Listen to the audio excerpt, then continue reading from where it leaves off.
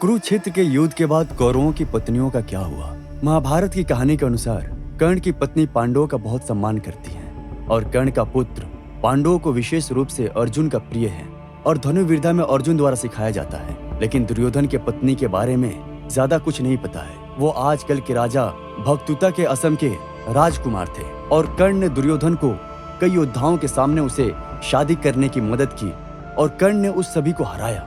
दुर्योधन के एक पुत्र लक्ष्मण और एक लड़की लक्ष्मण थी। 13वें दिन बेटे को अभिमन्यु ने मार दिया और भगवान कृष्ण के पुत्र सांबा द्वारा बेटी का अपहरण कर लिया गया और बाद में उसने उससे शादी कर ली। पांडवों के युद्ध जीतने की खबर सुनने के बाद धृतराष्ट्र और गंधारी युद्ध के मैदान में जाने के लिए निकले, जहां उनके सभी पुत्र और क्रू योद्धा मृत अवस्था में पड़े थे। भगवान कृष्ण के साथ उनके युद्ध क्षेत्र पांडवों के वहां जाने की खबर सुनकर धृतराष्ट्र और गंधारी का सामना होता है। गंधारी अपने बेटे को युद्ध के मैदान में मृत पड़ा देखकर बहुत क्रोधित हो गए और उन्होंने भगवान कृष्ण को इसके लिए जिम्मेदार ठहराया और उन्हें शाप दिया कि वो अपने परिजनों को अपनी आंखों के सामने मरते हुए देखेंगे। तब गंधारी ने भीम से पूछा कि उसने अपने सभी बेटों को इतनी क्रूरता और विशेष रूप से दुशासन के साथ मार दिया। भीम उसे समझाता है कि दुर्योधन को अन्याय के लिए मारना उसके लिए आवश्यक था, क्योंकि वो उसे युद्ध में हारने का डर था। उसे डाइस प्ले के समय दिए गए अपने शब्दों को पूरा करने के लिए दुशासन के खून को पीना था, लेकिन मुझे उसका खून मेरे गले से नीचे नहीं उतर रहा था और कर्ण उस तथ्य की जानकारी थी। युधिष्ठिर अपनी क्षमा मांगता है और कहता है कि वो इस सारे विनाश का कारण है, लेकिन इसलिए उसे उसके पूरे कबीले को मारने के लिए शापित होना चाहिए। गंधारी युधिष्ठिर को कर्ण के शरीर की ओर इशारा करती है, जिसे कीड़े और युद्ध के अन्य योद्धाओं द्वारा खाया जा रहा है, जो अब मर चुके हैं, कि सिंहासन की खातिर एक पूरी जाति की हत्या करके उसे क्या मिला। कर्ण की पत्नी कर्ण के मृत शरीर पर रोती है और कहती है कि उन श्रापों ने तुम्हें अंत में ले लिया है। तब भगवान कृष्ण व्यास, विदुर, संजय दोनों को मृत्यु का सत्य समझाकर और उन्हें कथाओं के माध्यम से उदाहरण देकर शांत करते हैं। फिर युद्ध के मैदान में मृतकों के दाह संस्कार के लिए चिता का निर्माण किया जाता है और बाद में उचित मृत्यु अनुष्ठान किए जाते हैं। तब कुंती ने कर्ण और युधिष्ठिर के सत्य को प्रकट किया।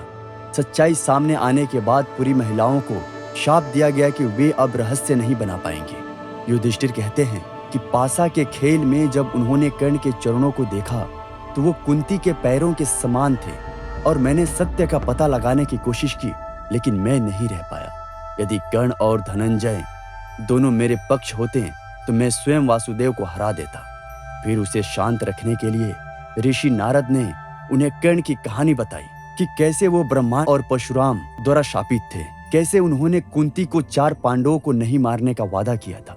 बाद में युधिष्ठिर ने अपने राज्य के मामलों को शुरू किया और धृतराष्ट्र के परामर्श के सभी निर्णय लिए और उन्होंने अपने माता पिता की तरह धृतराष्ट्र और गंधारी का सम्मान किया। इस प्रकार 15 साल बीत गए, जब तक कि एक दिन भीम ने उन्होंने ब्लाइंड के सभी बेटों को अपने हाथों से मार दिया था।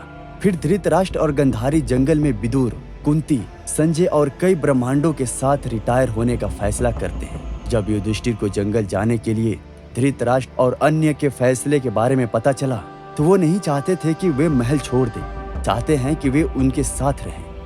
लेकिन विदुर द्वारा शांत करने के बाद उन्होंने उन्हें जंगल में जाने दिया और सभी पांडव उनके साथ जंगल में चले गए और उनके जीवित रहने के लिए सभी आवश्यक साधन प्रदान करने के बाद वे वापस हस्तिनापुर आ गए और अपने मामलों में व्यस्त हो गए। धृतराष्ट्र और अन्य लोगों ने उचित अनुष्ठान करने के बाद लड़की से सेवानिवृत्त होने के बाद गंभीर तपस्या की और केवल हवा में रहते थे। 2 साल बीत जाने के बाद युधिष्ठिर अपने परिवार और अन्य लोगों के साथ जंगल में जाते हैं और अपनी माँ और अन्य लोगों से मिलते हैं और लगभग 1 महीने तक वहां रहते हैं। जंगल में रहने के दौरान ऋषि व्यास उनसे मिलने आते हैं और धृतराष्ट्र और गंधारी को देखकर अपने बेटों के बारे में सोचते हैं और उनकी मृत्यु के लिए उन्हें एक इच्छा पूरी करने के लिए कहते हैं, जहां वे अपने मृत पुत्रों और कुरुक्षेत्र युद्ध के अन्य योद्धाओं से मिलने के लिए कहते हैं।